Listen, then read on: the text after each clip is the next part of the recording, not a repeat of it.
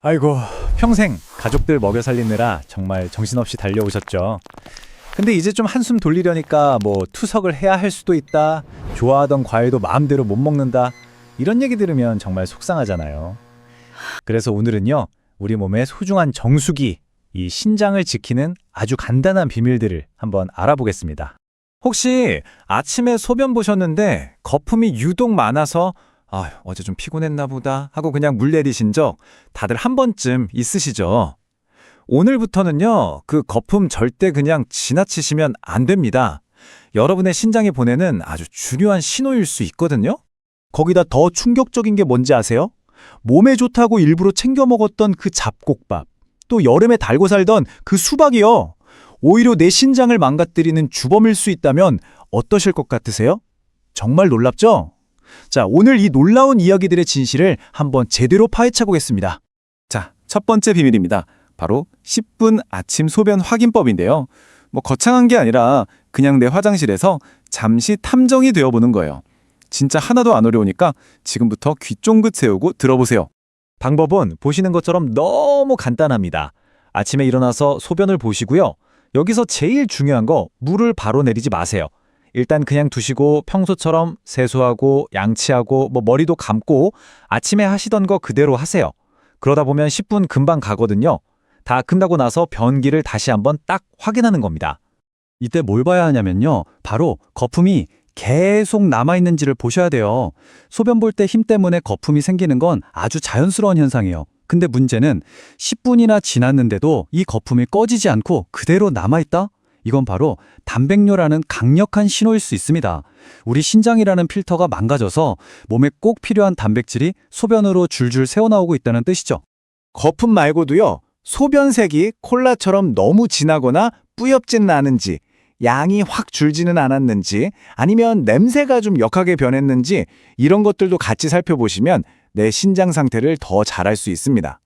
만약에 딱 봤는데 거품이 좀 심상치 않다. 색깔도 이상하다 싶으면요. 망설이지 말고 바로 핸드폰 꺼내서 사진 한 장 딱 찍어두세요. 이게 병원 가서 의사 선생님, 거품이 말이죠 이만큼 생겼다가요, 이렇게 백마대 말하는 것보다 사진 한 장 보여드리는 게 훨씬 정확한 진단에 도움이 됩니다. 특히 하루 종 영양분이 제일 농축된 아침 첫 소변이 제일 좋다는 거 꼭 기억하시고요. 그리고 진짜 중요한 거, 사진 다 찍고 확인 끝났으면 제발 물은 꼭 내리고 나오세요.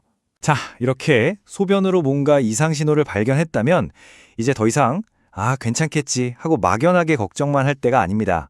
이 걱정을 아주 명확한 숫자로 바꿔볼 차례예요. 바로 내 신장 점수를 확인하는 거죠. 그 점수가 바로 사구체 여과율, 영어로는 GFR이라고 부르는 건데요. 어려운 거 아니고 그냥 피 한번 뽑아서 간단하게 검사하면 알 수 있어요. 우리 신장이 1분 동안 피를 얼마나 깨끗하게 걸러내는지 그 능력을 점수로 보여주는 거예요. 당연히 점수가 높을수록 좋은 거겠죠?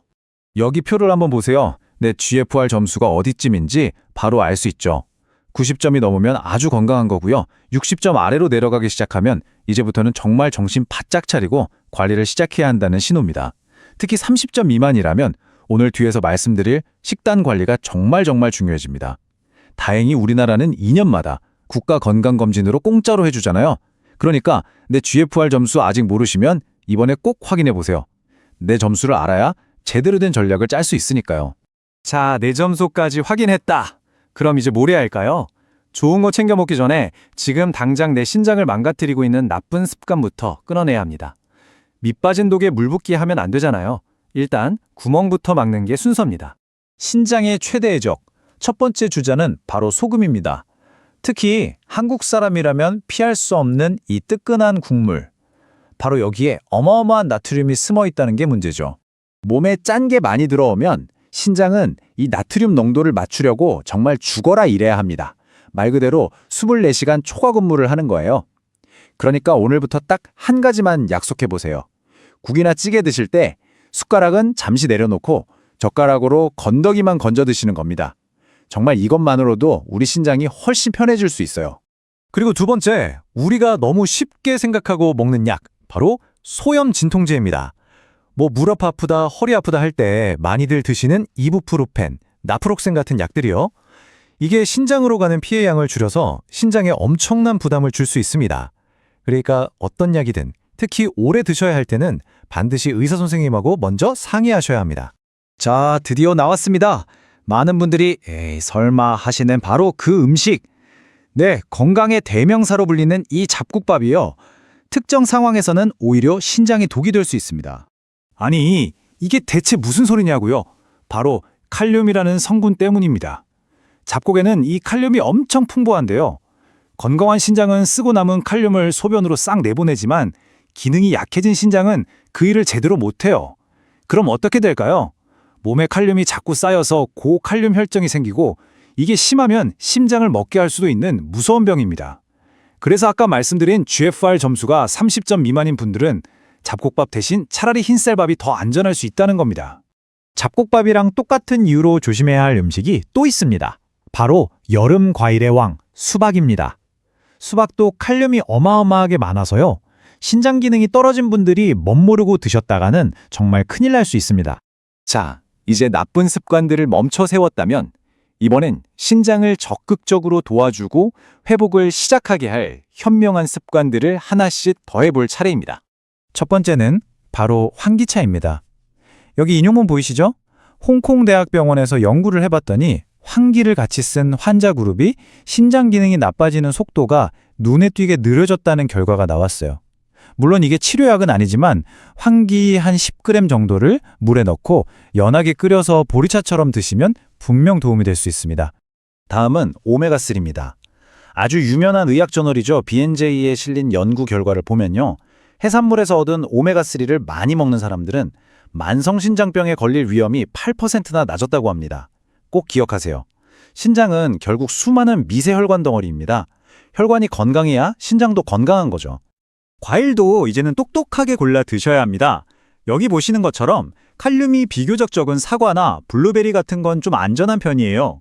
하지만 반대로 바나나, 멜론, 키위, 그리고 아까 말씀드린 수박, 이런 과일들은 칼륨 폭탄이니까 신장이 약하신 분들은 정말 조심 또 조심하셔야 합니다. 그럼 채소는 다 못 먹나요? 아니요, 방법이 있습니다. 기억하세요. 채소를 일단 잘게 썰어요. 그리고 찬물에 2시간 정도 푹 담가두는 겁니다. 그 다음에 그 물은 꼭 버리시고 새로운 깨끗한 물에 살짝 데쳐서 요리하시면 돼요. 이렇게 하면 칼륨을 엄청나게 많이 줄일 수 있습니다. 자, 오늘 정말 많은 이야기를 나눴는데요. 머리가 복잡하시죠? 오늘부터 바로 시작하실 수 있도록 제가 딱 정리해드리겠습니다. 더 건강한 내일을 위한 첫걸음, 지금부터 시작입니다. 옛말에 약식동원이라는 말이 있죠. 약이랑 음식이 결국 뿌리가 같다는 뜻이잖아요? 바로 그겁니다. 오늘 저녁상에서 국물 한 숟갈 덜어내는 그 작은 결심이요. 그게 바로 보약 한 첩보다 더 귀한 처방전이 될 수 있다는 거죠. 내일 아침 그냥 지나치지 않고 변기를 한번 슬쩍 돌아보는 그 습관 하나가 내 신장의 운명을 바꿀 수도 있습니다. 수십 년 동안 단 한순간도 쉬지 않고 내 몸을 위해 일해준 고마운 신장에게 이제는 우리가 현명한 선택으로 보답해줘야 할 때가 아닐까요?